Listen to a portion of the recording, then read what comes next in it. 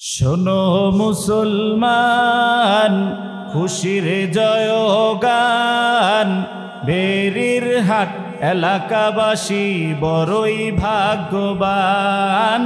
তাদের দ্বারা হইল কায়েম জান্নাতের বাগান। সুবহানাল্লাহ।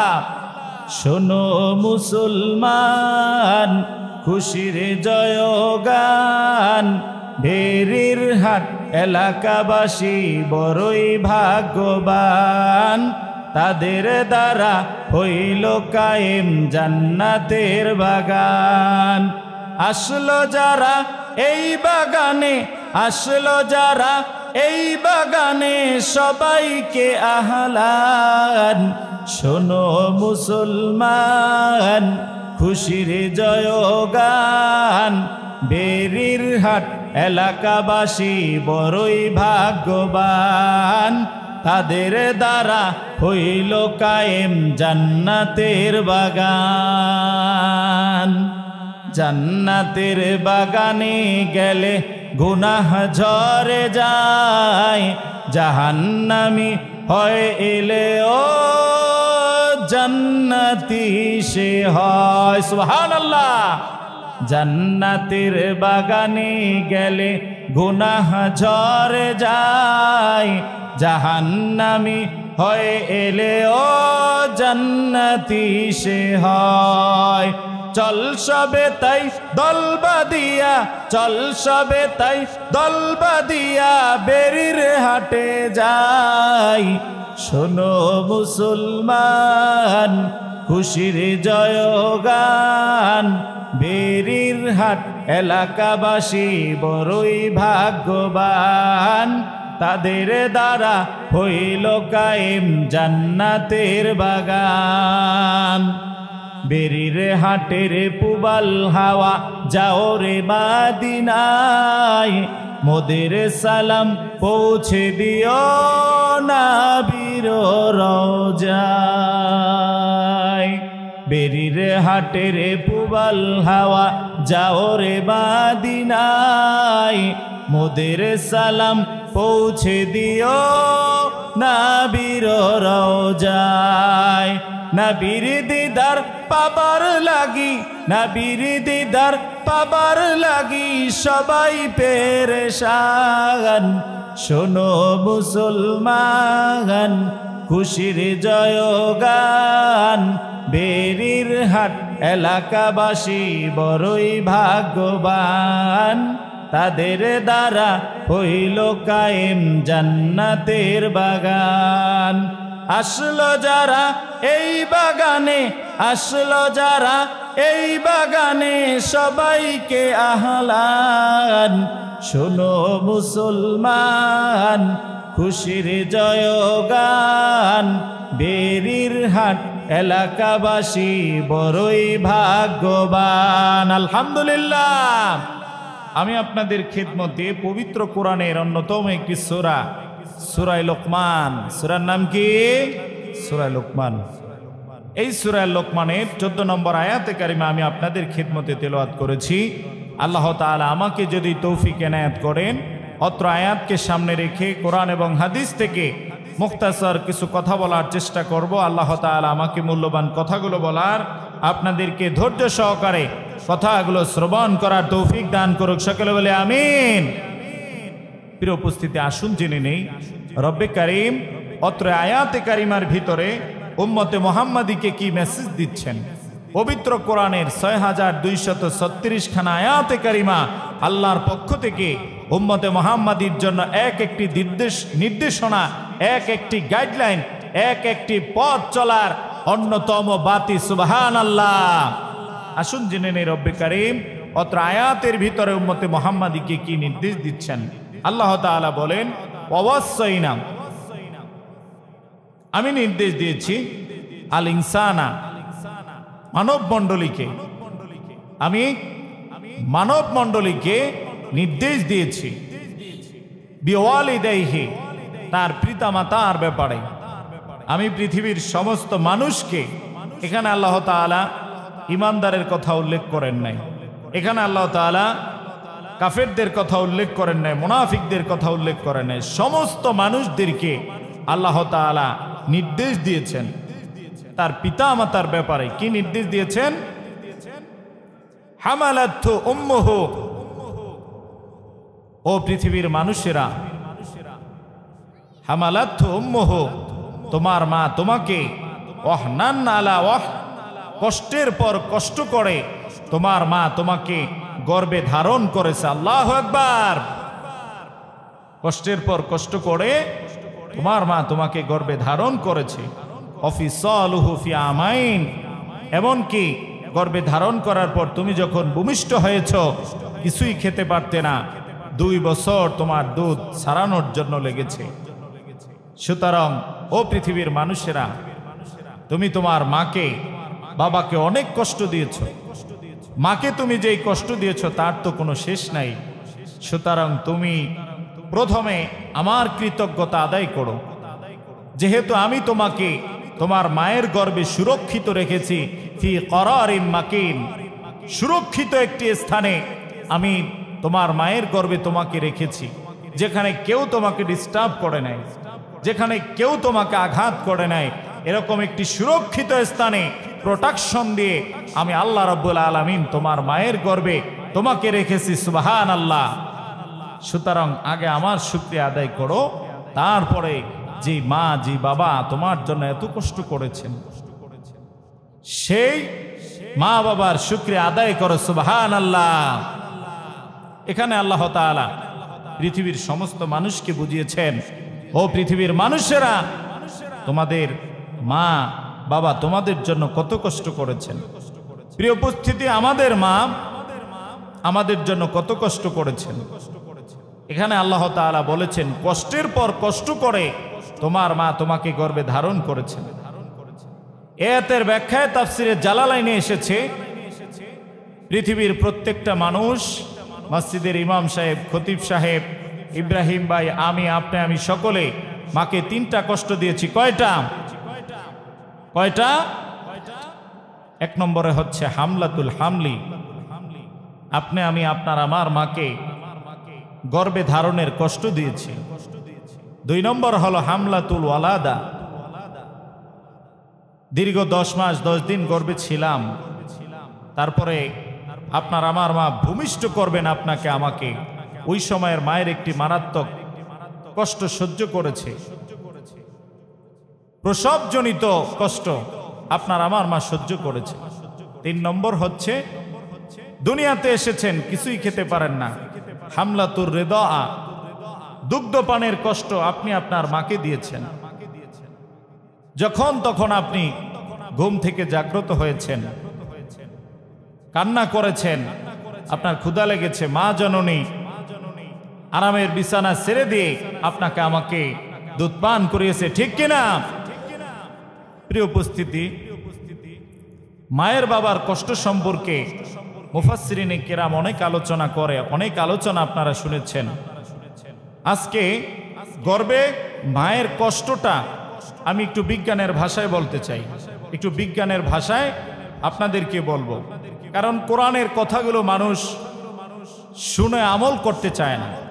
বিজ্ঞান বললে সেই কথাটা মানুষের কাছে মনে হয় যেন এটা একটা কি, অথচ এই বিজ্ঞান আবিষ্কৃত হয়েছে কোরআন থেকে। সুবহানাল্লাহ।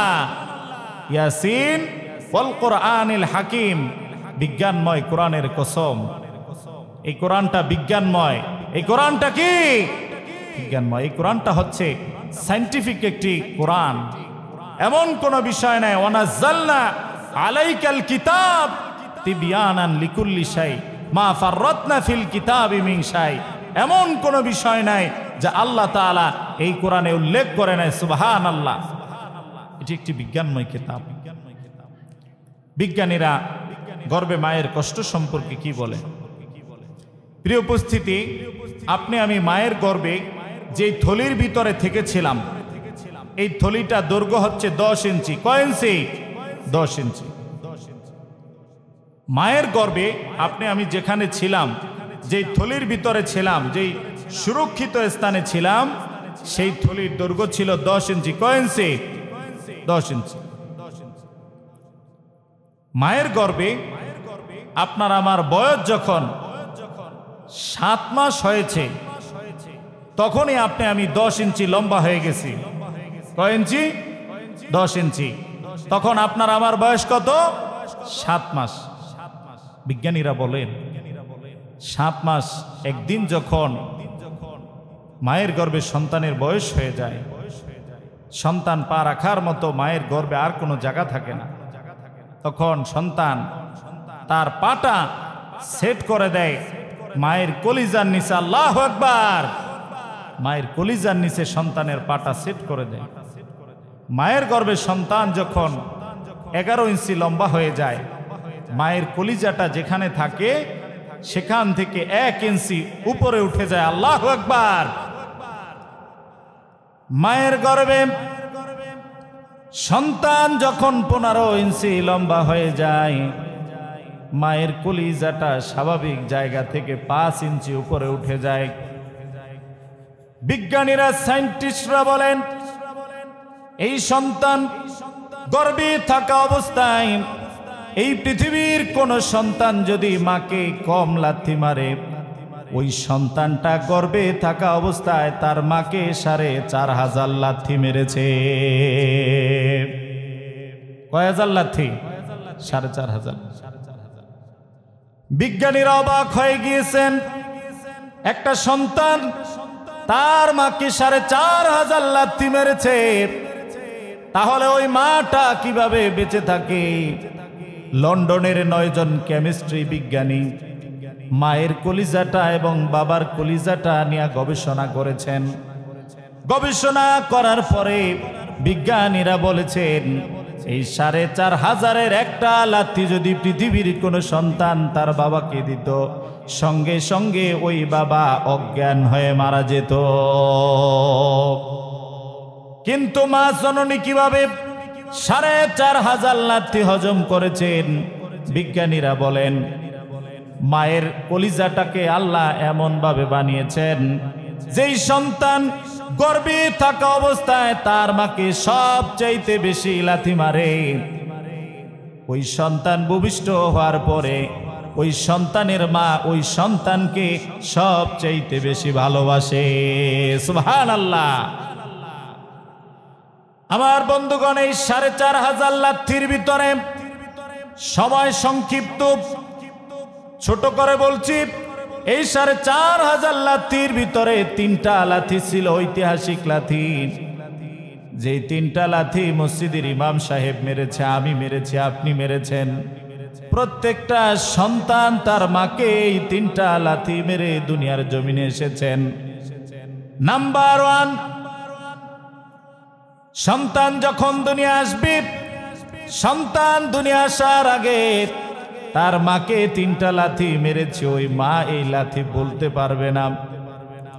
আমার বন্ধুগণ, মা জননী কে যখন সন্তান প্রথম লাথি মেরেছে, মায়ের জরায়ুর যে 7টা পর্দা রয়েছে, সন্তান যখন মাকে প্রথম লাথি মেরেছে, মায়ের জরায়ুর 7টা পর্দা ফেটে গিয়েছে। আমার বন্ধুগণ, মা জননী অজ্ঞান হয়ে দুনিয়ার জমিনে পড়ে রয়েছেন, মা জননী অজ্ঞান হয়ে গিয়েছেন। সন্তান যখন মাকে দ্বিতীয় লাথি মেরেছে, আমার বন্ধুগণ, মায়ের গর্ভে সন্তান যখন মাকে দ্বিতীয় লাথি মেরেছেন, মায়ের শরীর থেকে 2.25 কেজি রক্ত চলে গিয়েছে। 2.25 কেজি ব্লাড মায়ের শরীর থেকে চলে গিয়েছেন। আমার বন্ধুগণ, 2.25 কেজি রক্ত একটা মানুষের শরীরে বিজ্ঞানীরা গবেষণা করে দেখেছেন 5 পাউন্ড রক্ত থাকে, 5 কেজি রক্ত থাকে। 5 কেজি রক্তের মধ্যে 2.25 কেজি রক্ত এক লাথির চোটে আপনি আমি আমার মায়ের বের করে দিয়েছি। আমার বন্ধুগণ, আপনার আমার যে মা জননী রয়েছেন, এই মা জননীর চোখের সামনে যদি আপনার আমার একটু হাত কেটে যায়, পা কেটে যায়, সামান্য যদি একটু রক্ত বের হয়, মা জননী পাগল হয়ে যায়। ও বাবারে, তোমার শরীর থেকে অনেক রক্ত ঝরছে, মা জননী পাগল হয়ে যায়। অথচ আপনার হাত সামান্য কেটে গিয়েছে, একটু মাত্র আপনার আমার রক্ত দেখে মা জননী পাগল হয়ে যায়, অথচ আপনি দুনিয়া আসার আগে এমন লাথি মাকে মেরেছেন যেই লাথির কারণে মা জননীর 2.5 কেজি রক্ত মায়ের শরীর থেকে বের হয়ে গিয়েছে। আমার বন্ধুগণ, 3 নম্বর লাথি যখন সন্তান মাকে মেরেছেন, এই লাথিটা ছিল মায়ের জন্য সবচেয়ে বড় কষ্টদায়ক। এই লাথি কোনোদিন মা বলতে পারবে না। 3 নম্বর লাথি যখন সন্তান মাকে মেরেছে, মায়ের কলিজাটা সামান্য একটু ফেটে গিয়েছে। আল্লাহু আকবার। মা জননী সঙ্গে সঙ্গে অজ্ঞান হয়ে জমিনের মধ্যে পড়ে গিয়েছেন। ডাক্তারেরা তাকে ওটির মধ্যে নিয়ে গেছে। সন্তান ভূমিষ্ঠ হলেন। ভূমিষ্ঠ হওয়ার পরে বিজ্ঞানীরা গবেষণা করে দেখেছেন, সন্তান ভূমিষ্ঠ হওয়ার 15-20 সেকেন্ড 2 মিনিটের মধ্যে সন্তান একটা শব্দ করে। ওই শব্দটা হচ্ছে উম্মা। বিজ্ঞানীরা মাইক্রোস্কোপ যন্ত্রের মাধ্যমে, ইথারের মাধ্যমে এই শব্দটাকে মায়ের কান দিয়ে মায়ের কলিজার ভিতরে এই শব্দটা চলে যায়। ভূমিষ্ঠ হওয়ার পরে সন্তান সর্বপ্রথম যে উম্মা শব্দটা করে, এই উম্মা শব্দটা আল্লাহ রাব্বুল আলামিন মায়ের কানের মধ্যে দিয়া মায়ের কলিজার মধ্যে এই শব্দটাকে ফিট করে দেন। আল্লাহু আকবার। ফিট করে দেওয়ার সঙ্গে সঙ্গে বিজ্ঞানীরা বলেন, সন্তানের এই উম্মা শব্দটা যখন মায়ের কলিজায় লেগে যায়, আল্লাহ রাব্বুল আলামিন মায়ের ফাটা কলিজাটাকে আল্লাহ রাব্বুল আলামিন সঙ্গে সঙ্গে জোড়া দিয়ে দেন। সুবহানাল্লাহ। কিন্তু এই সন্তান যদি মা থেকে অনেক দূরে থাকে, বিজ্ঞানীরা বলেন মায়ের এই কলিজা ফাটাটা বড় রহস্যময়। কোন সন্তান যদি মার থেকে অনেক দূরে থাকে, মায়ের এই কলিজাটা তখন চিনচিন করে ব্যথা করে। মায়ের কলিজাটা তখন চিনচিন করে ব্যথা করে। আর মায়ের সন্তান যদি মায়ের কাছে থাকে, মায়ের ওই কলিজাটা তখন স্বাভাবিক থাকে। আল্লাহু আকবার। আমার বন্ধুগণ, এই কষ্ট দিয়ে আপনি আমি দুনিয়ার জমিনে এসেছি। আপনার আমার মাকে এত কষ্ট দিয়েছি। ও যুবকেরা, আজ তুমি তোমার মাকে কষ্ট দাও দুনিয়ার স্বার্থের জন্য, সুন্দরী মেয়ের জন্য, তোমার গার্লফ্রেন্ডের জন্য তোমার মাকে কষ্ট দাও। ও যুবক, তোমার মা তোমার জন্য কি কষ্ট করেছে, কতটা স্যাক্রিফাইস করেছে। আর তোমার স্ত্রী, তোমার নববধূ, তোমার গার্লফ্রেন্ড তোমার জন্য কি করেছে। ও যুবক, কিভাবে এই পৃথিবীতে মায়ের ঋণ শোধ করবা। ও যুবক, এই পৃথিবীতে তোমার চামড়া দিয়া যদি মাকে জুতা বানিয়ে দাও, তাহলে এই পৃথিবীতে কোন সন্তান তার মায়ের ঋণ শোধ করতে পারবে না। আমার বন্ধুগণ, এই পৃথিবীতে একটা মা, একটা বাবা সন্তানকে কতটা ভালোবাসে। বাস্তব ঘটনা বলছি। একজন ইহুদি সন্তান ছিল, নাম ছিল তার এরিক। এই সন্তান ছোট্ট বয়সে যখন স্কুলে যেতেন, তার মা ছিল অন্ধ, তার মায়ের একটা চোখ ছিল না। মা এই সন্তানের জন্য, এরিকের জন্য স্কুলে টিফিন নিয়ে যেতেন, নাস্তা নিয়ে যেতেন। এরিকের মাকে যখন এরিকের বন্ধুরা দেখতেন, দেখার পর এরিকের মাকে ইনসাল্ট করতেন, টিটকারি করতেন। কারণ এরিকের মার একটা চক্ষু ছিল না, দেখতে কেমন জানি দেখায়। এই জন্য এরিকের মাকে এরিকের বন্ধুরা টিটকারি করত, ইনসাল্ট করত। আমার বন্ধুগণ, এরিকও মনে মনে অনেক কষ্ট পেতেন। মাকে বলতেন, ও মা, তোমার কারণে আজ আমাকে বন্ধুরা অপমান করছে, বন্ধুরা আমাকে টিটকারি করছে। এরিক তখন মাকে বদদোয়া দিলেন, ও মা, তুমি কেন মরো না? তুমি মরে গেলে আমাকে বন্ধুরা আর কিছুই বলার সাহস পাবে না। মা জননী মনে বড় কষ্ট পেলেন, মনে বড় ব্যথা পেলেন। আমার বন্ধুগণ, কিন্তু ব্যথা পেল, মা কোনো সন্তানকে সহজে বদদোয়া করে না। কিন্তু একবার যদি বদদোয়া করে বসে, ও যুবক শুনে নাও, তুমি যত কিছুই করো না কেন, তুমি জীবনে উন্নতি করতে পারবে না। আমার বন্ধুগণ, এরিক মনে মনে চিন্তা করলো, যতদিন আমি এখানে থাকবো ততদিন আমাকে বন্ধুরা ইনসাল্ট করবে, অপমান করবে। সে মনে মনে চিন্তা করলো, আমি ভালো লেখাপড়া করব, উচ্চ শিক্ষিত হয়ে আমি শহরে চলে যাব, তখন আমার বন্ধুরা আর আমাকে দেখবে না, আমার মাকেও আমি দেখব না, আর বন্ধুরাও আমাকে অপমান করতে পারবে না। এরিক উচ্চ শিক্ষিত হলো। উচ্চ শিক্ষিত হওয়ার পরে এরিক শহরে চলে গেল। ধনাঢ্য একজন ব্যক্তির মেয়েকে বিবাহ করল। বিবাহ করার পরে রাজধানীতে খুবই শান্তিতে বসবাস করতেছে, সুখে বসবাস করতেছে। আমার বন্ধুগণ, হঠাৎ করে ছোট্টবেলায় এরিক যে স্কুলে পড়াশোনা করেছেন, ওই স্কুলের বন্ধুরা একটা পুনর্মিলনী অনুষ্ঠানের আয়োজন করেছেন। এরিককেও ওই অনুষ্ঠানে দাওয়াত দিয়েছেন। আমার বন্ধুগণ, এইদিকে এরিকের মা অনেক অসুস্থ হয়ে গেলেন। আজ কয়টা বছর হয়ে গেল সন্তানকে এরিকের মা দেখতে পায় না। আমার বন্ধুগণ, আপনি সামান্য যদি রাত্রে একটু দেরি করে আসেন বাড়িতে, আপনার মার অন্তরটা ছটফট করে, আপনার প্রাণের বিবি ঘুমিয়ে যায়। একটা মানুষকে দেখবেন দরজার কাছে বসে থাকে, তিনি আর কেউ না, তিনি হচ্ছেন আপনার মা। সামান্য একটু দেরি করে আসলে মা জননী অস্থির হয়ে যায়। অথচ আজকে কতটা বছর হয়ে গেল সন্তানের চেহারা দেখতে পারে না। মা মনে বড় কষ্ট নিয়ে, অনেক অসুস্থতা নিয়ে এরিকের সন্ধান নিলেন। এরিক কোথায় থাকে তার সন্ধান নিয়ে মা জননী এরিকের বাড়ি চলে গেলেন। এরিক বিবাহ করেছেন, তার সন্তান হয়েছে। এরিকের বাড়িতে গিয়ে দরজা নক করলেন মা জননী। দরজা নক করার সাথে সাথে এরিক দরজাটা খুলে দিল। তার কলিজার টুকরা সন্তানগুলো চলে আসলো। আসার পরে দেখলো একজন বুড়ি মানুষ, তার চোখ নাই। তার সন্তানগুলো ভয় পেয়ে গেলেন, কারণ তার সন্তানগুলো আধুনিক সন্তান। ভয় পেয়ে গেল। বাবাকে বলল, বাবা এই বুড়ি মহিলাটাকে, তাকে দেখে আমরা বড্ড ভয় পেয়েছি, বাবা তাকে তাড়িয়ে দাও। মানে ওই বুড়ির নাতনিগুলা, সন্তানের ছেলেগুলা বুড়ি মাকে অপমান করলো। ওই সন্তান তো জানে না এই বুড়ি হচ্ছে তাদের দাদি।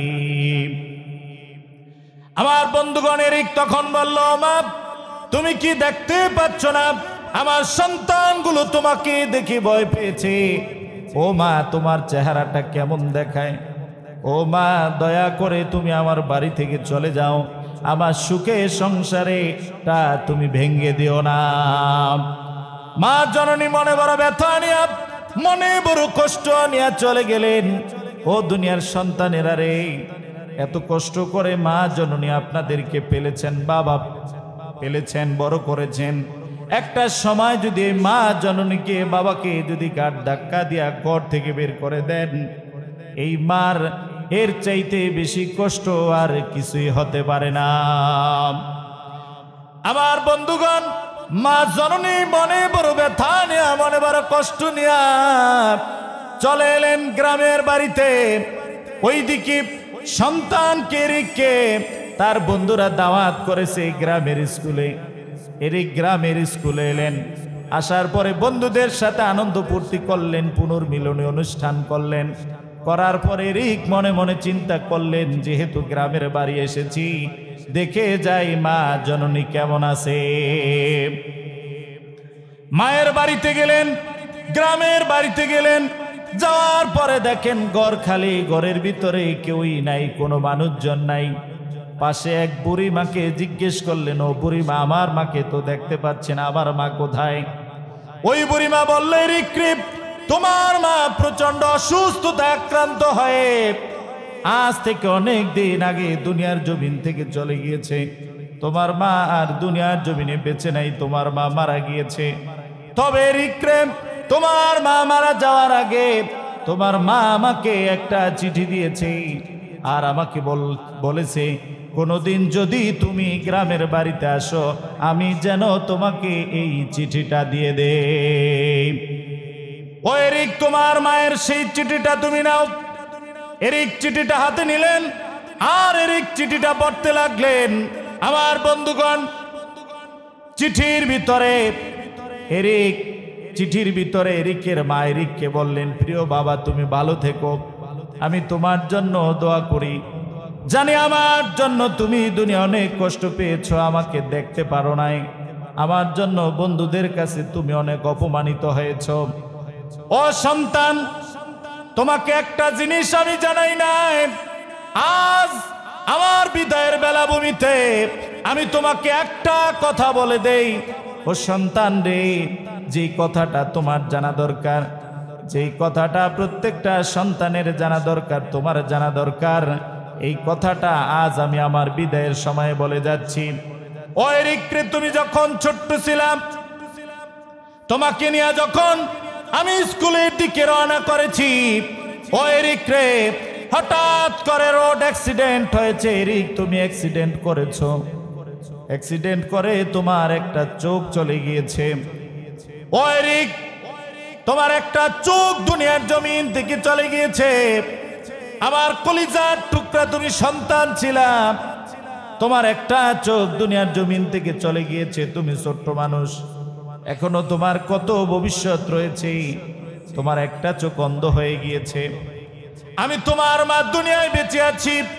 ও এরিক রে, আমি মা কোনোভাবে সহ্য করতে পারি নাই আমার সন্তান আমার চোখের সামনে একটা চোখে দেখবে, আরেকটা চোখে দেখবে না।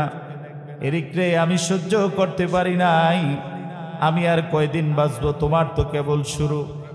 ও এরিক রে, আমি ডক্টরের কাছে গিয়েছি আর বলেছি, ও ডক্টরেরা, আমাকে আল্লাহ তাআলা দুইটা চক্ষু দান করেছেন, আমার দুইটা চক্ষুই সুস্থ আছে।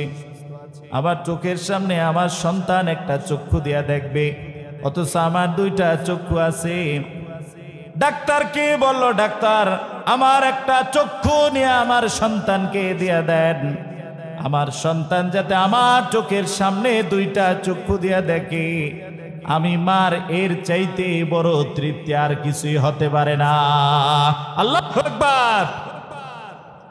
আমার বন্ধুগণ, এরিকের মা মনে বড় ব্যথা নিয়ে এই কথাগুলো বললেন, বাবারে, আজ আমি এক চোখ নাই বলে তুমি আমাকে ঘৃণা করেছো। এই একটা চোখ আমি তোমাকে দান করেছি, দান করার কারণে আমি তোমার মা আজকে এক চোখ অন্ধ হয়ে গিয়েছি। এরিক চিঠি বললেন, যত যাই হোক সে তো মানুষ, মনুষ্যত্ব তার ভিতরে রয়েছেন। চিঠিটা পড়লেন আর চোখের পানি ফেলে দিলেন। মায়ের কবরের কাছে চলে গেলেন আর কান্নাকাটি করলেন। ও মা, জীবনে অনেক ভুল করেছি, মাকে চিনতে জীবনে ভুল করেছি। ও মা, তুমি মারা গিয়েছ, ক্ষমাটাও পর্যন্ত চাইতে পারলাম না। মা, তুমি দয়া করে আমাকে ক্ষমা করে দিও।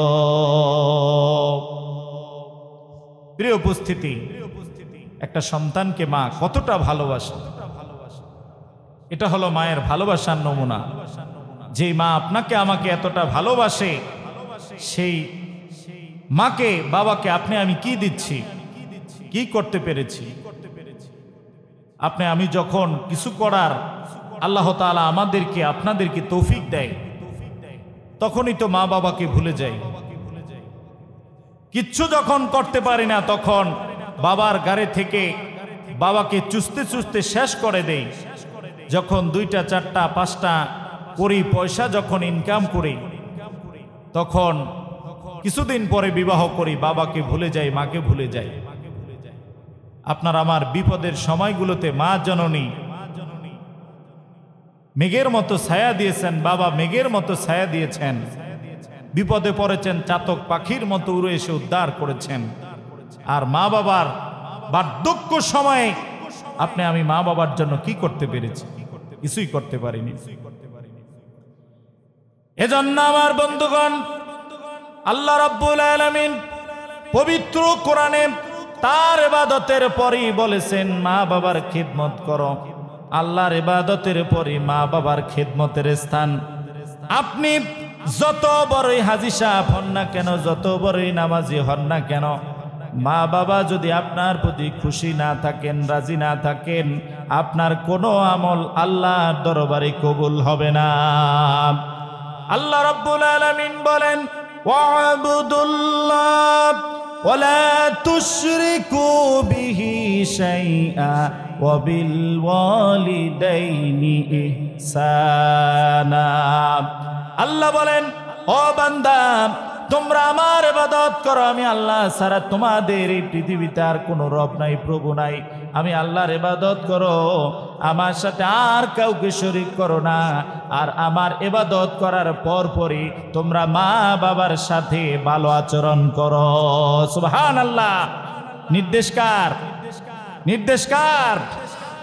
আল্লাহ রাব্বুল আলামিন বলেন, وَوَصَّيْنَا الْإِنسَانَ بِوَالِدَيْهِ إِحْسَانًا حَمَلَتْهُ أُمُّهُ كُرْهًا وَوَضَعَتْهُ كُرْهًا وَحَمْلُهُ وَفِصَالُهُ 30 شهرا। আল্লাহ রাব্বুল আলামিন মা বাবার ব্যাপারে পৃথিবীর সমস্ত মানুষদেরকে ওসিয়ত করেছেন, সমস্ত মানুষদেরকে নির্দেশ দিয়েছেন মা বাবার ব্যাপারে। ও দুনিয়ার মানুষেরা, হামালাতহু উম্মুহু কুরহান, ও দুনিয়ার সন্তানেরা, তোমার মা তোমাকে কষ্ট করে গর্ভে ধারণ করেছে এবং তোমার মা তোমাকে কষ্ট করে দুনিয়ার জমিনে এনেছে এবং দুধ ছাড়াতে তোমার মায়ের 3 মাস সময় লেগেছে। সুতরাং ও সন্তানেরা, তোমরা তোমাদের মা বাবাকে কষ্ট দিও না। আল্লাহু আকবার। দুধ ছাড়াতে 30 মাস সময় লেগেছে এবং তোমাদেরকে কষ্ট করে গর্ভ ধারণ করেছে, কষ্ট করে প্রসব করেছে, কষ্ট করে 30 মাস দুধ পান করিয়েছে। সন্তানেরা, এই মা বাবাকে তোমরা ভুলে যাও না। তোমাদের সুখের সময় এই মা বাবাকে তোমরা কষ্ট দিও না। আল্লাহু আকবার। প্রিয় উপস্থিতি, আল্লাহ রাব্বুল আলামিন বলেন, ওয়াকাদা রাব্বুকা আল্লা তা'বুদু ইল্লা ইয়্যাহু ওয়া বিল ওয়ালিদাইনি ইহসানা ইম্মা يبلغن عندك الكبر أحدهما أو كلاهما। আল্লাহ রাব্বুল আলামিন পিতা মাতার ব্যাপারে মানুষদেরকে নির্দেশ দিয়েছেন, ও মানুষেরা, তোমরা তোমাদের পিতা মাতার সাথে ভালো ব্যবহার করবে, সদাচরণ করবে। এই পিতা মাতা দুইজনের একজন যদি বার্ধক্য বয়সে উপনীত হয়ে যায়, তারা বুড়ো হয়ে যায়, এমন কথা, এমন আচরণ তাদের সাথে করবে না, তোমার যে আচরণের দ্বারা তারা মনে কষ্ট পেয়ে শব্দ ব্যবহার করে। আল্লাহু আকবার।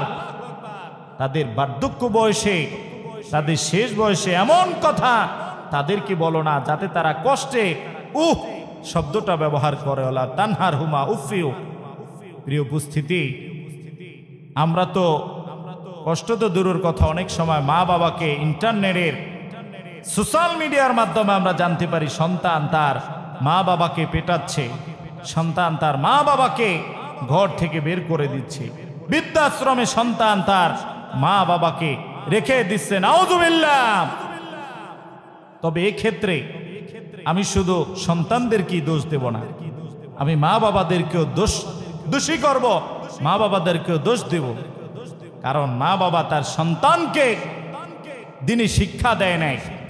এই যে মাদ্রাসা হয়েছে, মাদ্রাসায় ধর্মীয় মূল্যবোধ, নৈতিকতা তাদেরকে শিক্ষা দেয় নাই।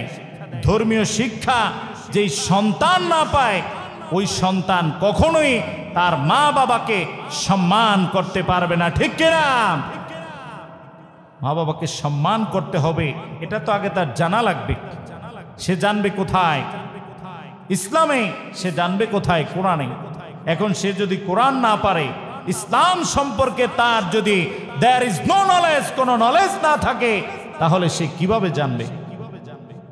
এজন্য সন্তানদেরকে ধর্মীয় শিক্ষা দিবেন। আপনারা দেখেন তো অত্র এলাকায় যত আলেম আছে, আপনাদের কাছে কি এরকম কোনো প্রমাণ আছে যে একজন আলেম তার মা বাবাকে বের করে দিয়েছে, একজন আলেম তার মা বাবাকে মেরেছে, এমন রেকর্ড আছে? আপনাদের এলাকায় না, কোনো এলাকায় ইল্লা মাশাআল্লাহ দুই একটা বিক্ষিপ্ত ঘটনা ব্যতীত আলহামদুলিল্লাহ আল্লাহকে হাজার নাজের করে বলতে পারে আল্লাহি রব্বুল কাবা, কোন ধর্মীয় শিক্ষায় শিক্ষিত সন্তান তার মা বাবাকে কষ্ট দিতে পারে না, পারে না, পারে না। ঠিক কিনা মুসলমান? জন্য ধর্মীয় শিক্ষার কোনো বিকল্প নাই। সন্তানকে ধর্মীয় শিক্ষা দিবেন, দেখবেন এই সন্তান, 5টা সন্তানের মধ্যে একটাকে ধর্মীয় শিক্ষা দিবেন, ওই একটাই আপনাকে গ্রহণ করবে, বাকিগুলো আপনাকে আর গ্রহণ করবে না। এজন্য আল্লাহ তাআলা আমাদের মা বাবার সন্তানগুলোকে ধর্মীয় শিক্ষা গ্রহণ করার তৌফিক দান করুক, সকলে বলে আমিন। এবং বৃদ্ধ বয়সে এই সন্তানগুলো মা বাবাকে খিদমত করতে পারে, আল্লাহ তাআলা সেই তৌফিক দান করুক, সকলে বলে আমিন।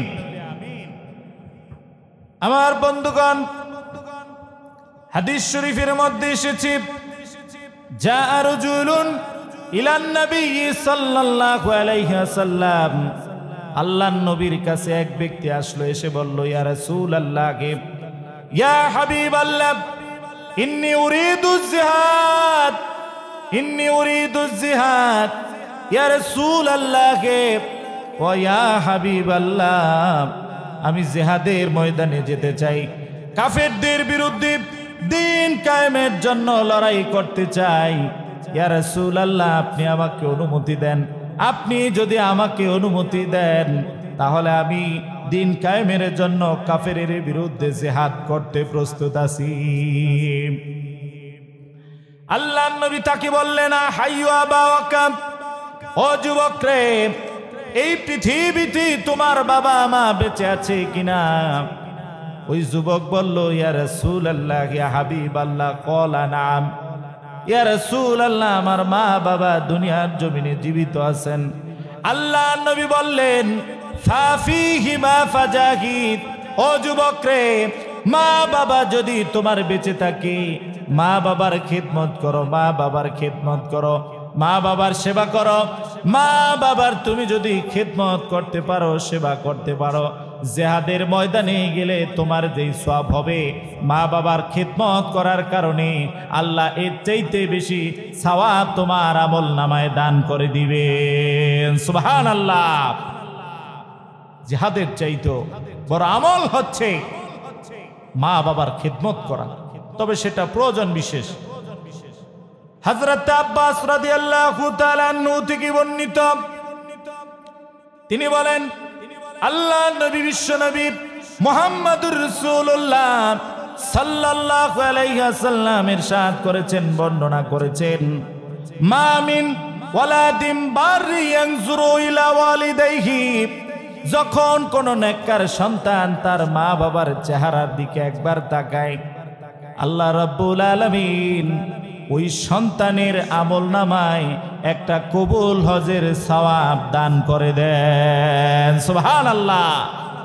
কোন নেককার সন্তান, ওই সন্তান অবশ্যই নেককার হতে হবে, বদকার হলে হবে না, গাঞ্জাখোর, সাদাখোর, টেন্ডারবাজ, লুচ্চা হলে হবে না। সন্তানকে হতে হবে নেককার, আল্লাহওয়ালা। এই আল্লাহওয়ালা সন্তান যদি তার মায়ের চেহারার দিকে, বাবার চেহারার দিকে একবার তাকায়, আল্লাহ তাআলা তার আমলনামায় একটা কবুল হজের সওয়াব দান করে দেন। সুবহানাল্লাহ। বিশ্বনবীর একজন সাহাবী বলল, ইয়া রাসূলুল্লাহ ওয়া ইয়া হাবিবাল্লাহ, আমি যদি এভাবে আমার মা বাবার চেহারার দিকে একবার না দুইবার না, দৈনিক যদি আমি আমার মা বাবার চেহারার দিকে 100 বার তাকাই, তাহলে আল্লাহ কি আমাকে 100টা কবুল হজের সওয়াব দান করবেন। আল্লাহ নবী সাহাবীকে বললেন, ও সাহাবী রে, আল্লাহকে তুমি কি ফকির মনে করছো নাকি? আল্লাহ তোমাকে 100 না 200 না হাজার হাজার যদি হজের সওয়াব দান করে, আল্লাহর আমলনামা, আল্লাহর বান্ড থেকে বিন্দু মাত্র কমবে না। সুবহানাল্লাহ। তুমি 100 বার চাইলে আল্লাহ তাআলা তোমাকে 100 বার কবুল হজের সওয়াব দান করে দিবেন।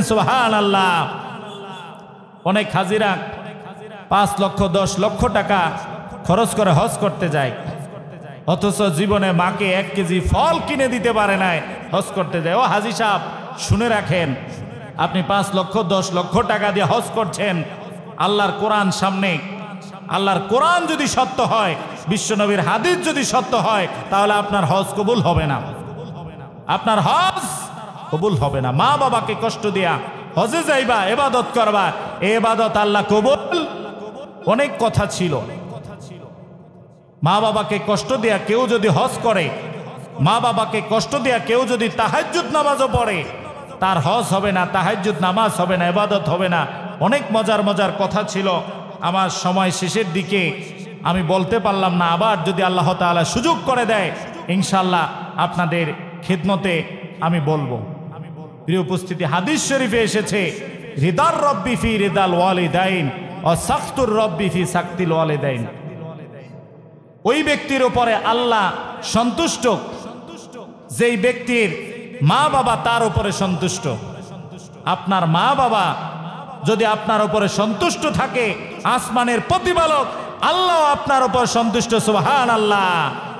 আর যদি আপনার উপরে আপনার মা বাবা অসন্তুষ্ট হয়, বিশ্বনবী বলেন, তাহলে আল্লাহ রব্বুল আলামিন তার উপরে অসন্তুষ্ট, বলি নাউজুবিল্লাহ। আমার বন্ধুগণ, আপনারা জানেন, দীর্ঘ ঘটনা এখন বললে সময় চলে যাবে, সংক্ষিপ্ত একটা ঘটনা আপনারা সকলেই জানেন, আবারও বলছি। ছোট্ট ছেলে বায়েজিদ বুস্তামি, বয়স তার একেবারেই কম। গভীর রাতে মা তাকে বললেন, ও বায়েজিদ রে, আমার জন্য 1 গ্লাস পানি নিয়ে আসো। বায়েজিদ ঘরের মধ্যে গেলেন, দেখলেন ঘরে কোনো পানি নাই। গভীর রাত্রে ছোট্ট সন্তান নলকূপের কাছে চলে গেলেন, নলকূপ থেকে পানি আনলেন। পানি এনে যখন গ্লাসের মধ্যে পানি ডাললেন, ঢেলে যখন মায়ের কাছে নিয়ে আসলেন, মায়ের কাছে নিয়ে আসার পরে দেখলেন মা জননী ঘুমিয়ে গেছে। এই ছোট্ট সন্তান বায়েজিদ মনে মনে চিন্তা করলো, মা জননী আমার কাছে পানি চেয়েছেন, যে কোনো সময় মার ঘুম ভেঙে যেতে পারে। মায়ের ঘুম ভেঙে গেলে মা যদি আমার কাছে পানি চায়, আর আমি যখন মাকে তখন যদি পানি না দিতে পারি, মা আমার প্রতি অনেক কষ্ট পাবে, মা মনে অনেক কষ্ট পাবে। এই জন্য বায়েজিদ পানির পাত্রে পানি নিয়ে মায়ের মাথার কাছে, মায়ের কাছে সারা রাত্র জেগে থাকলেন। সকালবেলা মায়ের যখন ঘুম ভেঙে গেল, দেখলেন তার ছোট্ট সন্তান বায়েজিদ পানির গ্লাস নিয়ে দাঁড়িয়ে আছে। মা বললেন, ও বাবারে, পানি নিয়ে কেন দাঁড়িয়ে আছো? মা ঘুমের মধ্যে ভুলে গিয়েছেন। বায়েজিদ মাকে স্মরণ করিয়ে দিলেন, আমার মা রাত্রি বেলায় আমার কাছে পানি চেয়েছেন, ঘরের মধ্যে গিয়ে দেখি পানি নাই, নলকূপ থেকে পানি এনেছি। এমতা অবস্থায় শুয়ে গেছেন, এই জন্য পানির গ্লাস নিয়ে দাঁড়িয়ে আছি, আপনার ঘুম ভাঙলি যাতে আমি আপনাকে পানি দিতে পারি। আল্লাহু আকবার। মা জননী এই ছোট্ট সন্তান বায়েজিদের প্রতি খুশি হয়ে গেলেন। মা জননী দোয়া করলেন, আল্লাহ, আমার কলিজার টুকরা ছোট্ট সন্তান বায়েজিদ আজ আমার সাথে যে ব্যবহার করেছে, আমার মা, আমি তার গর্ভধারিণী মা, আমি তার প্রতি খুশি হয়ে গেলাম। আল্লাহ গো, আপনিও তার প্রতি খুশি হয়ে যান। আর আমি মা দোয়া করছি, আমার সন্তানকে আপনি জগৎ বিখ্যাত আল্লাহর ওলি বানিয়ে দেন। সুবহানাল্লাহ। পরবর্তীতে দেখা গেল মায়ের দোয়ার কারণে আল্লাহর ওলি, বড় পীর আল্লাহর ওলি বায়েজিদ বুস্তামি ওই যুগের সবচেয়ে বড় আল্লাহর ওলি হয়ে গেলেন। সুবহানাল্লাহ। একটা কাজের কারণে মা সন্তুষ্ট হয়েছেন, দোয়া করেছেন। মায়ের দোয়ার কারণে এই ছোট্ট সন্তান বায়েজিদ বুস্তামি এক সময় আল্লাহর ওলিতে পরিণত হয়ে গেলেন। সুবহানাল্লাহ। মায়ের দোয়া লও হে মুমিন, মায়ের দোয়া লও, মায়ের দোয়া লও হে মুমিন, মায়ের দোয়া লও, বিপদে পড়বে না তুমি যখন যেথায় যাও। ঠিক না? বিপদে পড়বে না তুমি যখন যেথায় যাও। মায়ের দোয়া লও হে মুমিন, মায়ের দোয়া লও, মায়ের দোয়া লও হে মুমিন, মায়ের দোয়া লও। একটি গ্লাস পানির ফলে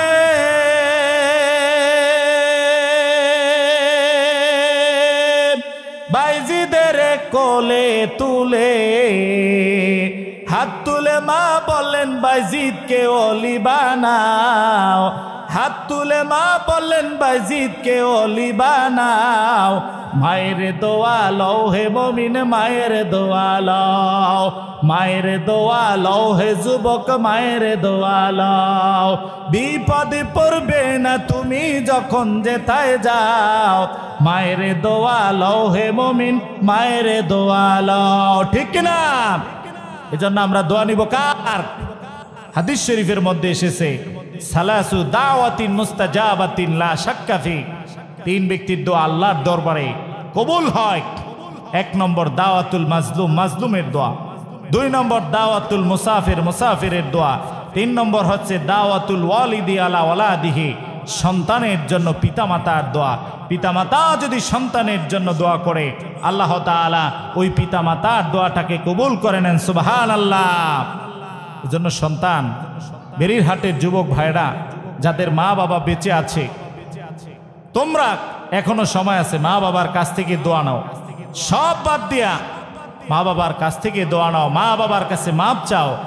দেখবে আরশের মালিক আল্লাহ রাব্বুল আলামিন তোমার জন্য রহমতের দরজাগুলো খুলে দেবেন। সুবহানাল্লাহ। তাহলে যাদের মা বাবা বেঁচে আছেন যুবক ভাইয়েরা, আমি সর্বশেষ অনেকগুলো ঘটনা ছিল, মজার মজার ঘটনা বলতে পারলাম না। সর্বশেষ যাদের মা বাবা বেঁচে আছেন তাদেরকে বলবো মা বাবার কাছ থেকে দোয়া নিবা। যে কোনো কাজ করতে যাও দোয়া নিয়ে যাবা।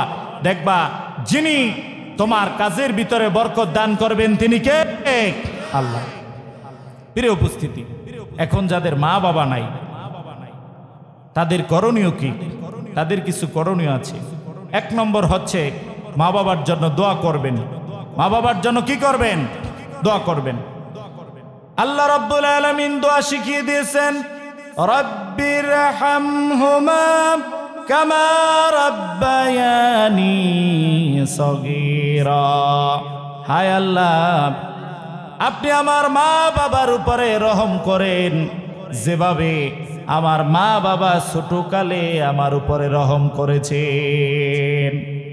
আল্লাহ দোয়া শিক্ষা দিয়েছেন, রব্বিগফিরলি ওয়ালি ওয়ালিদাইয়া ওয়ালিমান দাখালা বাইতিয়া মুমিনা ওয়ালিল মুমিনিনা ওয়াল মুমিনাত। আল্লাহ নবী নূহ আলাইহিস সালাতু ওয়াস সালাম আল্লাহর কাছে দোয়া করেছেন, হে আমার প্রতিপালক আমাকে ক্ষমা করে দেন, আমার মা বাবাকে ক্ষমা করে দেন, আমার বংশে যারা মুমিন হয়ে জন্মগ্রহণ করেছেন তাদেরকে ক্ষমা করে দেন, এবং এই পৃথিবীর সমস্ত পুরুষ মুমিন এবং সমস্ত পুরুষ নারীদেরকেও আপনি ক্ষমা করে দেন। সুবহানাল্লাহ। প্রত্যেক নবীর দোয়ার মধ্যে মা বাবার জন্য দোয়া আছে। প্রত্যেক নবী যখন দোয়া করেছেন তার মা বাবার জন্য তারা দোয়া করেছেন। হাদিস শরীফের মধ্যে এসেছে, যাদের মা বাবা দুনিয়ার জমিন থেকে মারা গিয়েছে কিন্তু তারা মা বাবার সাথে সৎ ব্যবহার করতে পারে নাই, তারা শুক্রবার দিন মাগরিব এবং এশার মধ্যবর্তী সময়ে 2 রাকাত নফল নামাজ আদায় করবে। কয় রাকাত? দিনটা কি দিন? শুক্রবার দিন। সময় কোন সময়? মাগরিব এবং এশার মধ্যবর্তী সময়ে। কিভাবে আদায় করতে হবে? প্রথমে নামাজের জন্য যখন হাত বাঁধবে সানা পড়বে, সানা পড়ার পরে সূরা ফাতিহা পড়বে। সূরা ফাতিহা পড়ার পরে একবার আয়াতুল কুরসি, 5 বার সূরা ইখলাস, কুল হুয়াল্লাহু আহাদ, 5 বার সূরা ফালাক, কুল আউযু বিরাব্বিল ফালাক, 5 বার সূরা নাস, কুল আউযু বিরাব্বিন নাস পড়বে। পড়ার পরে এভাবে 2 রাকাত নামাজ শেষ করবে। শেষ করার পরে 5 বার আস্তাগফিরুল্লাহ পড়বে, 15 বার বিশ্বনবীর উপরে দুরূদ পড়বে। পড়ার পরে আল্লাহর কাছে দোয়া করবে। তাহলে আল্লাহ তাআলা তার মা বাবার গুনাহগুলো মাফ করে দিবেন এবং যেই সন্তান তার মায়ের জন্য দোয়া করছে আল্লাহ তাআলা তার গুনাহগুলো মাফ করে দেবেন। সুবহানাল্লাহ। আমলটি করা যাবে।